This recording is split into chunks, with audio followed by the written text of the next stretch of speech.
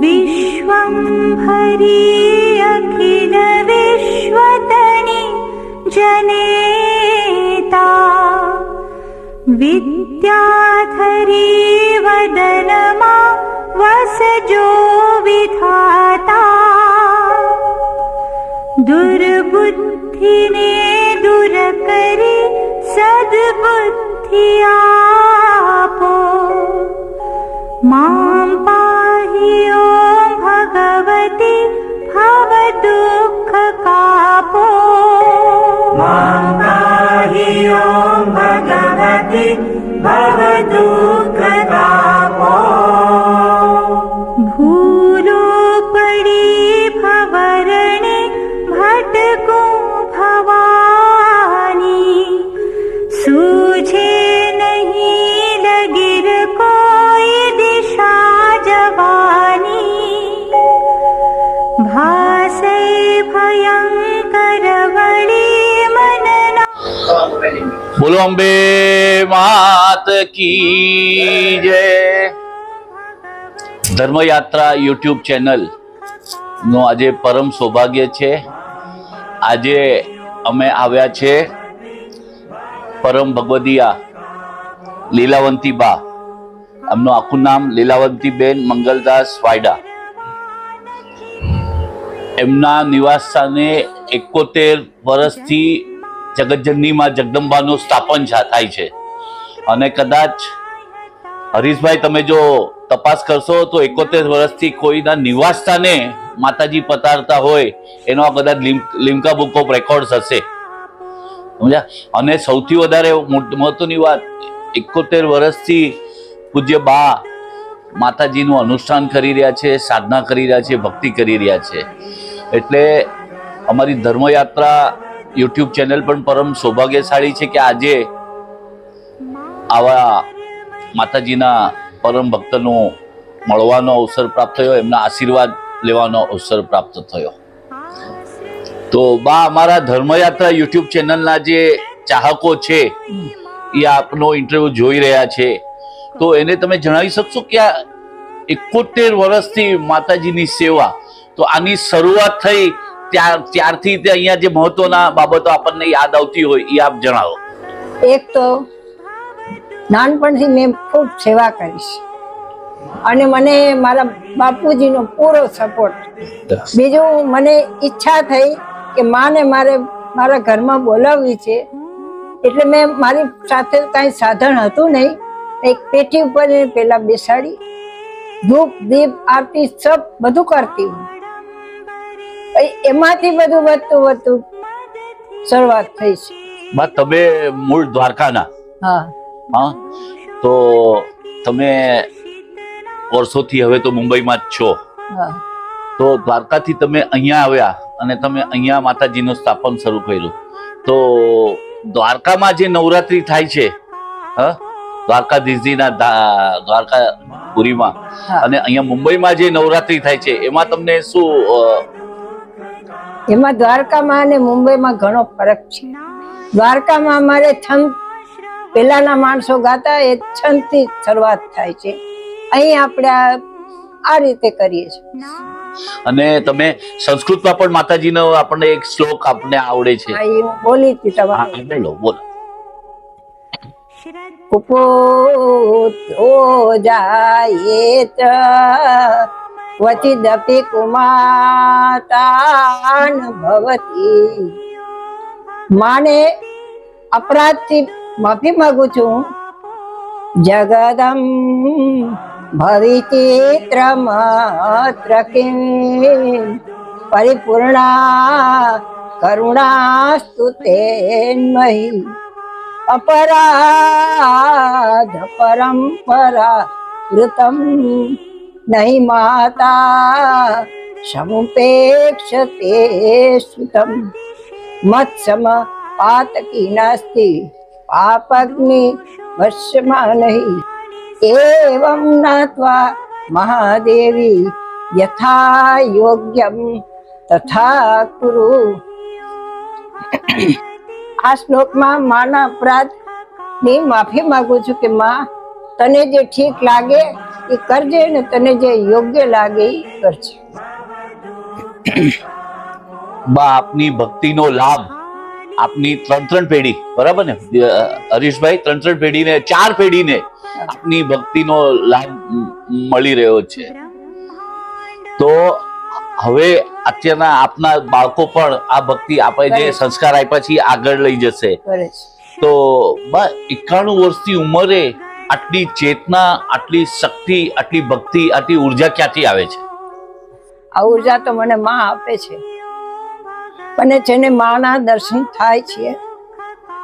આટલો ચણિયો પહેર્યો હોય, આટલી બાનું બ્લાઉઝ પહેર્યો હોય, પગમાં ઝાંઝર હોય, હાથમાં કંકણ હોય, શેથો પૂરેલો હોય, એવા માના મને દર્શન થાય છે. બહુ અદભુત વાત કીધી તમે.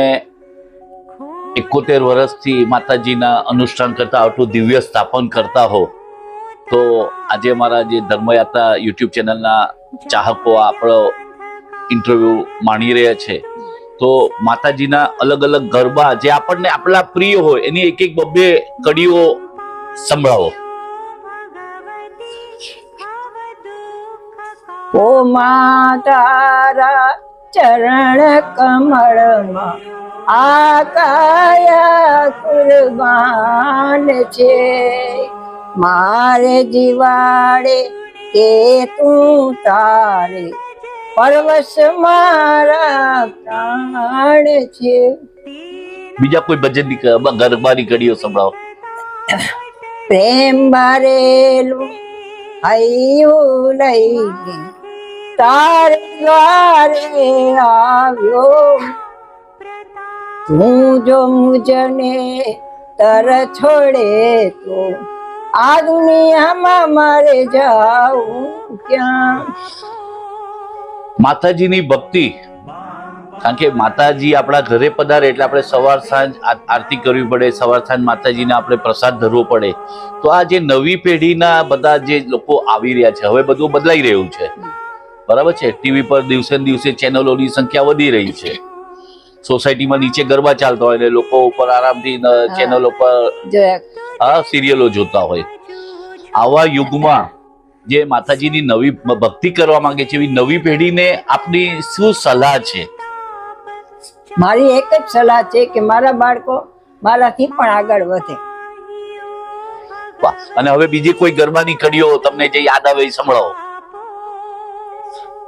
કા બેટી માત તું મૌન ધારી, કા બેટી માત તું મૌન ધારી, અરે બોલતી નથી, ચાલતી નથી, સાની રિસાણી માં ગીરદારી. કા બેટી માત તું મૌન ધારી. આવા બધા આ જે બાએ જે ગરબા ગાયા એ સાંભળવા એક લાવો છે. અને કેટલા લોકોને અત્યારના આવડતા હશે આ પ્રકારના ગરબા, બરાબર? તો બા તમે મને કહો, આ 71 વર્ષથી જગતજનનીમાં જગદંબાની તમે ભક્તિ કરી રહ્યા છો, અનુષ્ઠાન કરી રહ્યા છો, તો એવા ઘણા પ્રસંગો આવ્યા હશે જ્યારે તમને લાગતું હશે કે આ બધું માએ કર્યું છે, મેં કઈ નથી કર્યું. મને તો અનુભવ કહું છું ને, મારા અનુભવ કે મારું કઈ છે નહીં, મારી માં જ મારી આગળ જ છે.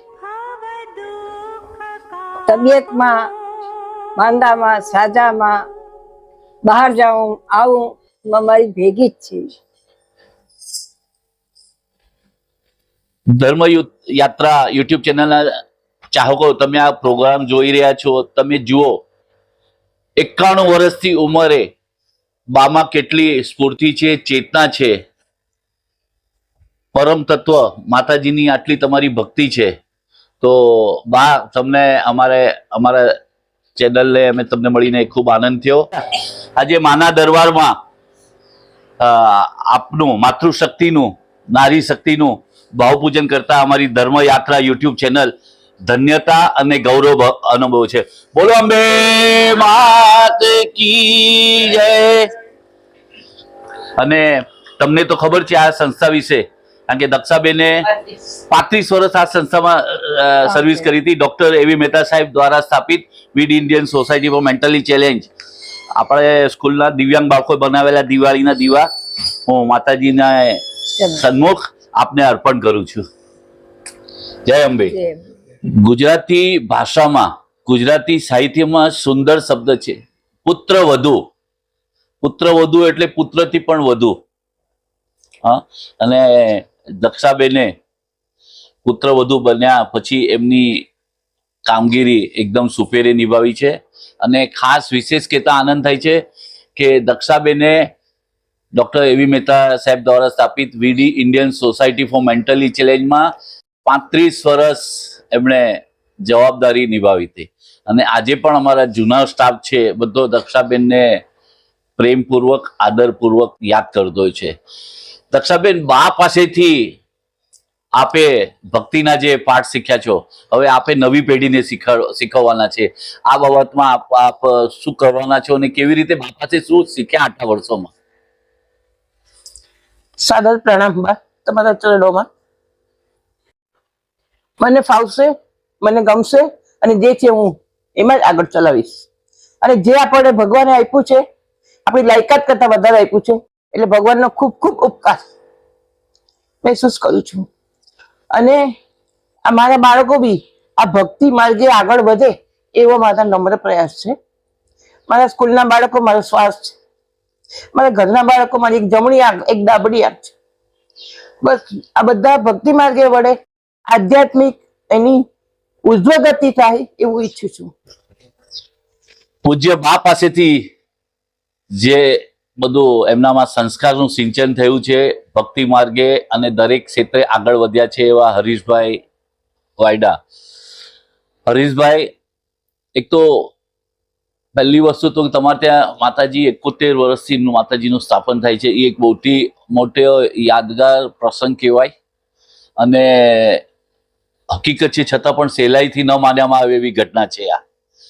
અને આપ તો પોતે દ્વારકાના છો, તો બાને ભક્તિ કરતા આપે બાળપણથી જોયા છે, તો એ વિશે જણાવો.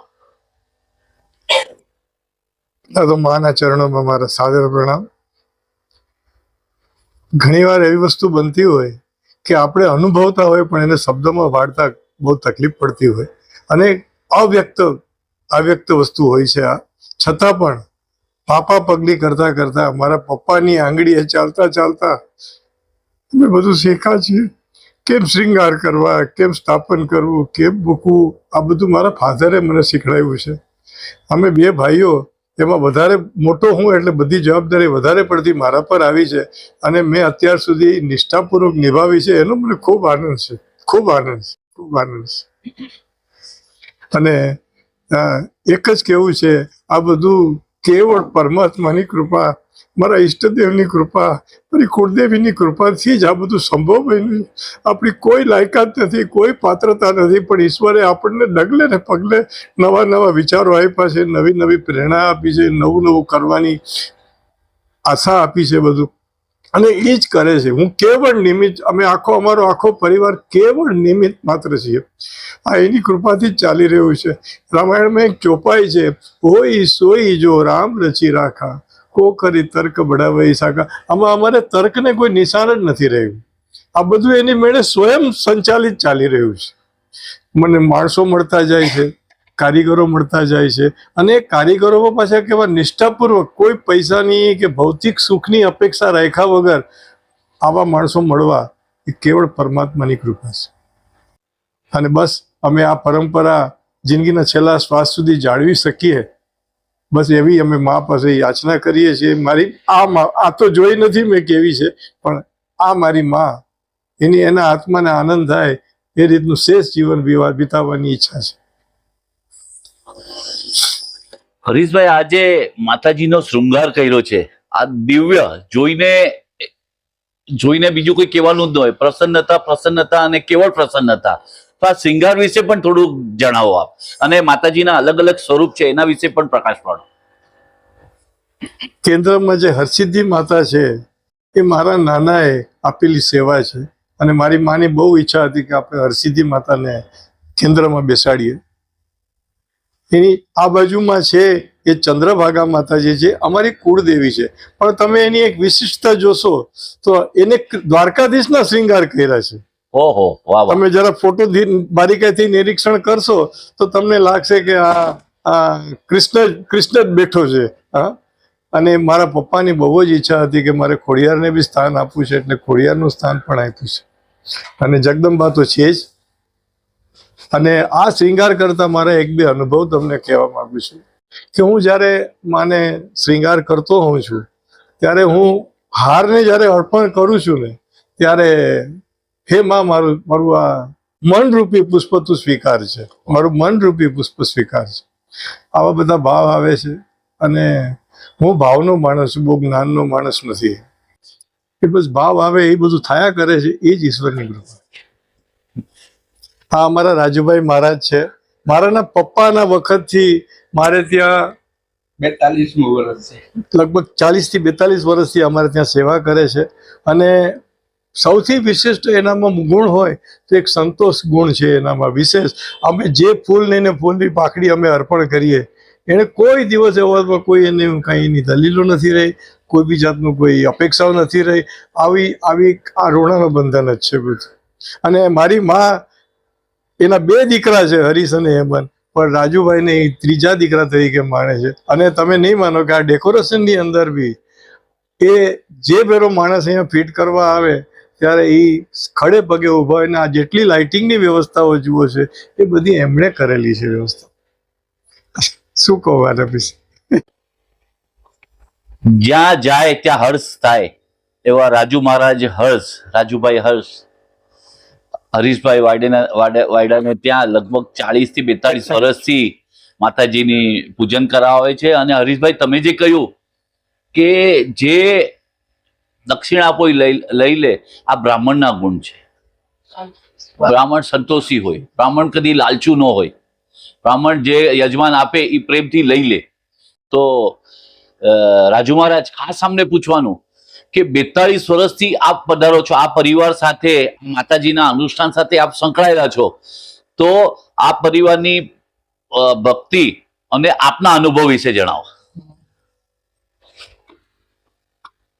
83ની સાલમાં મારા લગ્ન થયા અને ત્યારે જે મારા સાથે હતો એનાથી છૂટો પડ્યો. એના જ યજમાનમાં હું પૂજા કરવા ગયો. એ યજમાને એવે ટાણે પહેલે નોરતે ના પાડી. યજમાનની ત્યાંથી બહાર નીકળ્યો અને બાપુજી મળ્યા. એને કીધું, શું થયું બેટા રાજુ? મેં કીધું, આમ વાત થઈ. મને કે આજે પૂજા કરવાની? મેં કીધું હા.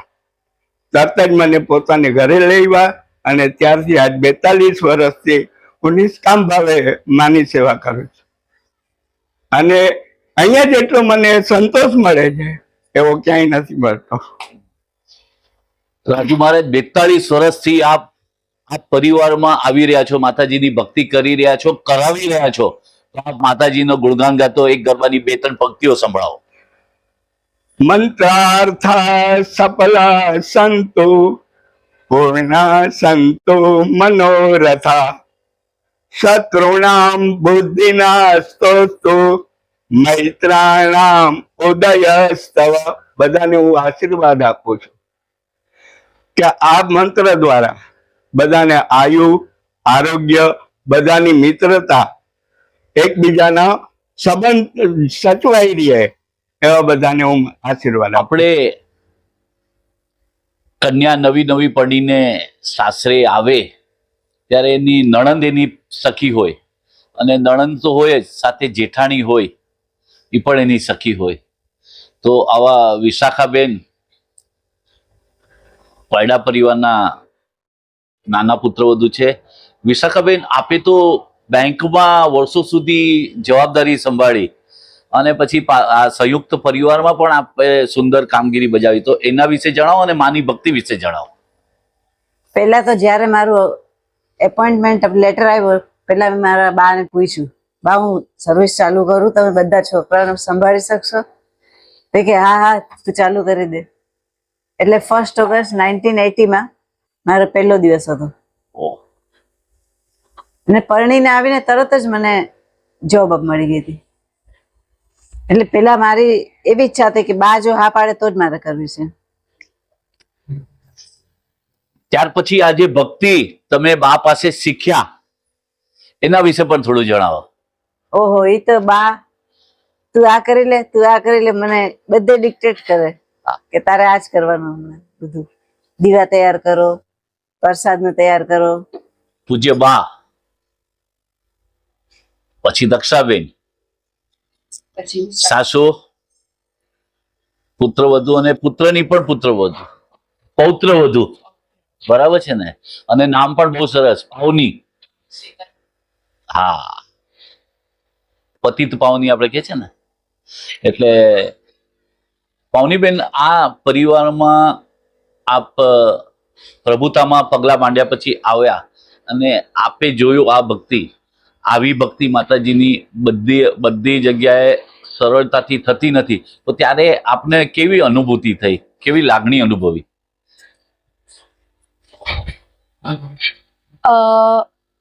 આટલા જનરેશન્સ ફેમિલી સાથે આવીને સેલિબ્રેટ કરે, આ બહુ સારી વાત છે. અને નવરાત્રી એક એવું ફેસ્ટિવલ છે જે મારા માવતરથી બી અને આ સાઈડ પણ, કે બધા સાંજના એક સાથે ક્યાંય પણ હોય ફેમિલી ટ્રાય કરે કે સાથે આવીને સાંજની આરતી સાથે કરીએ.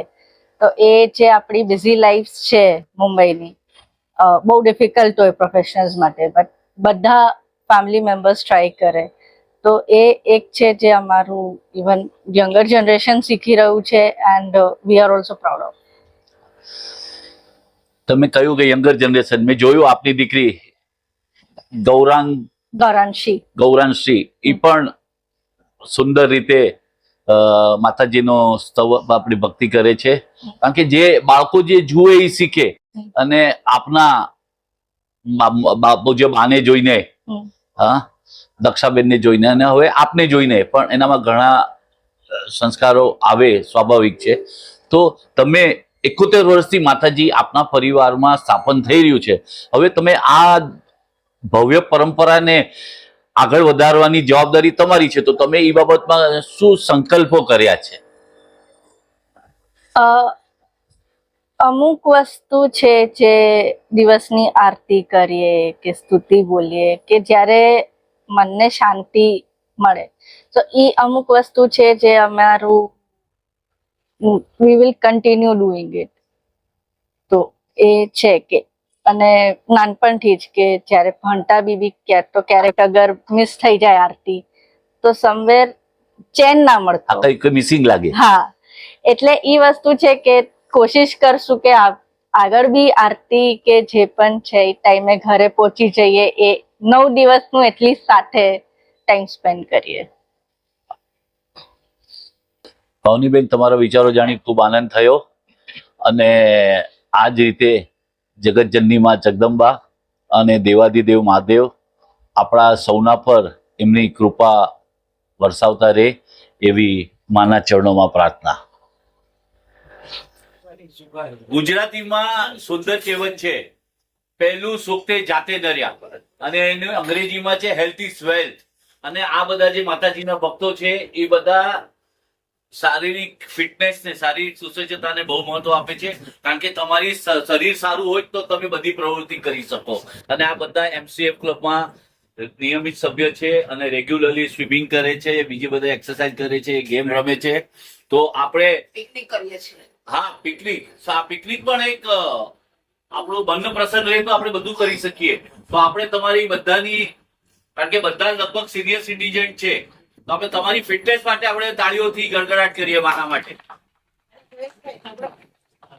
હેપી ફેમિલી ને હેલ્ધી ફેમિલી. હા, હેપી ફેમિલી, હસતું ફેમિલી અને હેલ્ધી ફેમિલી. હા,